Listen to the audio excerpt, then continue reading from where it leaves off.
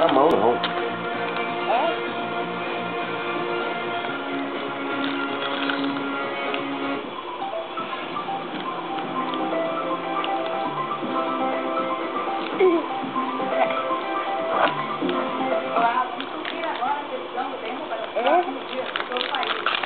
Ai, agora sujou, mano. Agora foi o pai, filho.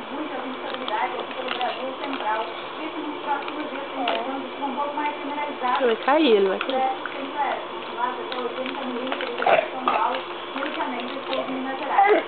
Só aqui, é?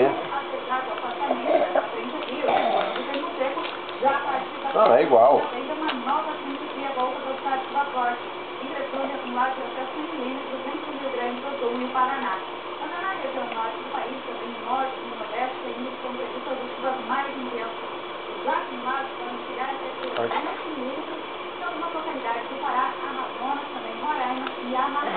Temos cerca ainda pontos no interior do Nordeste, principalmente na Bahia.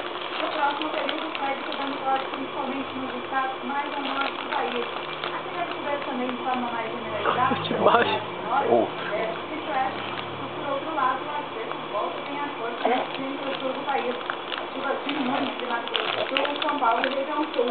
Mas acumulados devem estar concentrados aqui sobre a costa entre a região sul e também São Paulo. Continue ligado com o Sinal Rural. Logo mais voltamos com mais previsão do tempo.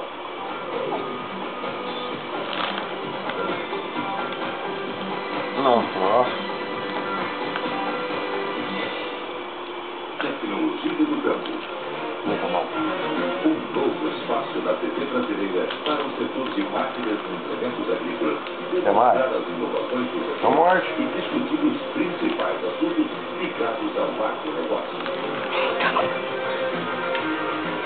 E você, nosso convidado, para acompanhar o programa Tecnologia do Campo, aqui no Canal Rural. Sábado e domingo, às 10h30 da manhã. Tecnologia do Campo, oferecimento Valdan, tecnologia e inovação em todos os campos. Jackson, sempre ao lado do agricultor. Jumil, tecnologia do futuro no presente. Volcana, sempre ao seu lado. Citra,